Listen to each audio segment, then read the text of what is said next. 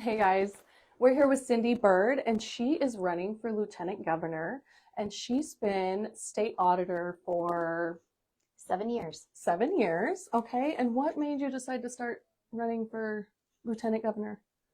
Well, whenever I was looking out over what my next steps would be, because I am term limited, Okay. I looked at my knowledge of government at all levels and trying to figure out how I can best serve, because I do believe I still have a lot left to offer the state of Oklahoma. I feel like the position of lieutenant governor is the best position for me because that position has a voice of influence and I can use my knowledge to really help Oklahomans as we go forward. Okay, so how has your time as state auditor prepared you for this role? What do you feel is the most important aspect of that? Well, I think what's lacking in government today is, a really deep knowledge of how government works. People forget how complex government is at all levels, whether we're looking at the state level, the county level, the city level, or even in our school districts. It's a lot of government. There are a lot of rules and regulations. Sometimes what we find, and it's so overregulated, it's just not allowed to breathe and work. And so my knowledge of what I've gained from doing the deep dive investigations into all of these areas, I have so much knowledge about what has not worked, what has been broken, how we can make things better.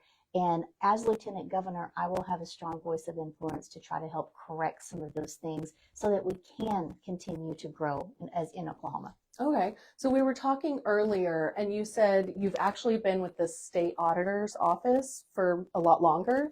Is that correct? January will be 29 years. Oh, wow, 29 years. That's awesome. And then you said how many as state auditor? 7. 7. Okay.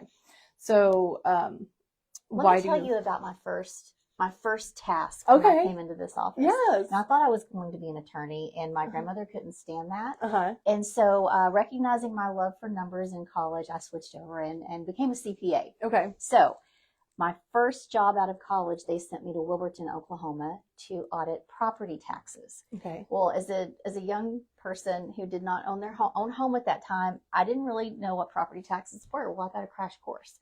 And sitting there watching, real Oklahomans come in, farmers, ranchers, single moms, come in and pay their property taxes. And then I got to also see how county government was spending it. It just, made me be a very passionate auditor about making sure that whatever was taken from the citizens had to be spent right. We wanted to know where our money was going. How are we helping with these taxes? So from there, I went on to audit, the rest of the state. So it's been a lot of learning over the years. As legislators come in and pass new laws, you have to see how those laws are going to affect the different levels of government. Sometimes it helps, sometimes it hurts. But yeah, I'm that person at the table that understands the complexities of that. In the bigger picture, sometimes you have to stay in the long haul for certain things to make it work. Yeah. How would you support rural areas like Northwest Oklahoma? Well, as somebody who is from a town of 2,000 down in southeastern Oklahoma, I am a country girl. Okay. So I think there are several ways that I can support areas like Woodward. We're facing a lot of things in Oklahoma right now, not just in Oklahoma, across the nation. We're seeing that money flows are stopping. We don't have the resources we need to provide the basic of resources to our citizens. There are different areas of government that we really need to work on. For instance, mental health issues. Just this last spring, I was called in as the state auditor to figure out why this almost $1 billion a year agency was failing, overspent their funds, and we weren't delivering services. So how that affects you here in Woodward, if there are any inmates that have mental health issues in your jail and they aren't treated and they're left there for long periods of time, sometimes incidents happen. And if those incidents result in a lawsuit, if that lawsuit prevails, that is then levied against your property taxes where you as landowners have to pay that. Yeah. So again, it's something as simple as making sure at the state level, the mental health services that we need to be providing to our citizens, making sure that's happening and we're preventing the fallout from when it's not. Yeah, and people don't realize that trickles down to us. Yes. Yeah. And so that would be one area. Now, another area that I think would be important is economic growth. Mm-hmm. You know, we want to see all of our areas in Oklahoma, especially rural areas, we want to see them grow and prosper. Mm-hmm. But our existing businesses, which I have a heart for, because we want to always be true to those businesses that have been in Oklahoma and have stayed with us during economic downturns. We want them to feel confident, to expand, to have more positions available, hire our future generation, keep our Oklahomans here. Mm-hmm. We need to make sure that we are building a firm foundation for them. And in Oklahoma, our education and healthcare is not where it needs to be. Mm-hmm. I believe that as Lieutenant Governor, if we can start correcting some of these issues, provide a solid foundation where businesses are confident enough to expand, that's when we're going to see real growth in Oklahoma. But again, right now we're spending 80% of every dollar spent in Oklahoma is on education and healthcare. Mm-hmm. Yet we're last in the nation in these outcomes. Mm. That's where we've got to change things if we want rural Oklahoma to really have a chance to grow. Yeah, okay. What message would you like to share with the voters in Woodward?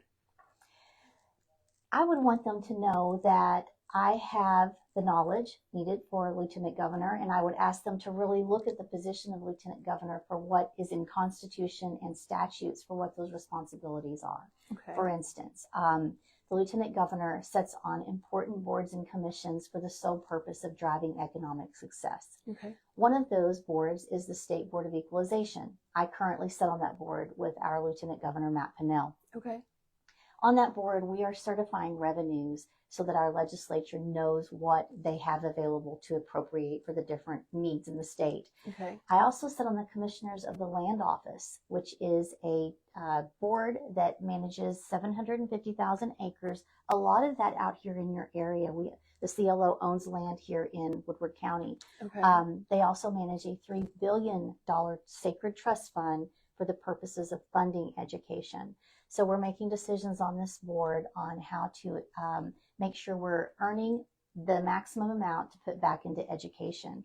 And again, the decisions are all financial related. The third board that I think is very important to talk about that the Lieutenant Governor is responsible for sitting on is the Capital Improvements Authority Board. Okay. That board oversees, sometimes hundreds of millions of dollar infrastructure programs. And so the finance part of the Lieutenant Governor is real, the finance related responsibilities, so that they understand what decisions they're making and what votes they're casting, again, for the purpose of driving economic success. So my background as a CPA and as someone who has audited all levels of government and knows what else is going on, I think that is a perfect fit for me. So I would ask voters to really look at what I've done for them. Mm-hmm. One of the things that I'm most proud of in serving as the state auditor is that I have always stood up for what's right, Mm-hmm. regardless of how hard. Sometimes it's really hard to package the ugly truth about something. Yeah. But I have stood firm for taxpayers. I've delivered the facts for them to make informed decisions. And if we don't start looking at the real problems we have in this state and how we're going to solve them, Mm-hmm. we're never going to do our best for Oklahoma. And as you know, the Thunder has taught us all we can be number one. And, the OU win against Alabama this last weekend. I mean, Oklahoma has such a bright future. We can do great things here in Oklahoma, but we just got to get our house in order. Okay. I love that. Okay. What do you think the biggest issues Oklahoma is facing right now, other than, the education and healthcare? Is there anything else that's on your radar? There is. It's the property tax system. Okay. And I'll tell you why. This is in our Constitution. So our Constitution would have to be modified to make any changes to our property taxes. And while there is the argument to be made about lowering property taxes or lowering income taxes, what we need to realize is that right now, the way our property taxes are increasing at 3 to 5% per year, it's increasing faster than our wages are growing. Mm. And this divide for our younger generation who wants the American dream of having a home, Mm-hmm. I mean, it's becoming very hard for them. Yeah. So if we don't put some kind of mechanism in place so that we can prevent our taxes going up higher than what our wages are keeping up with in Oklahoma, I see that that's going to be a real issue in coming years. So we really need to be looking at that and seeing what improvements we can make in that area. Okay, perfect. Okay. What goals would you like to focus on if elected? What would you like to do right when your foot gets in the door? Well, the lieutenant governor, of course, sitting on boards and commissions, has to rely mostly on a strong voice of influence. Okay. But I think that with the issues that we're seeing at the national level, we have a federal debt of $38 trillion. We just added another trillion in 4 months. We know that federal funding is going to dry up. So the first thing that I think is going to be on everybody's mind in 2027, whenever I take office, is how are we going to make our budget fit the needs of what Oklahomans need right then when we know cutbacks are coming. So I'm going to be ready on day one to, provide solutions on how we're going to be efficient and accountable to people. And we're going to make sure core services in Oklahoma are delivered. And at my heart is making sure that we are increasing our outcomes in education and healthcare. Okay. And can you tell me a little bit about your upbringing or your family life? Would you have kids? I can. So, like I said earlier, I live in Colgate. I've lived there my entire life, all 52 years of it. Okay. My husband, Steve, and I have made that our home. All my family lives there. My niece, that's like a daughter, just got married. So we're really excited for her and her husband. It's small town Oklahoma. And back whenever I first ran for office for state auditor, graduating with a class of around 53 to 55, it was so exciting to see all of my lifelong school friends come out and start supporting me across the state. They were like, we want to put out signs. We want to help you however we can.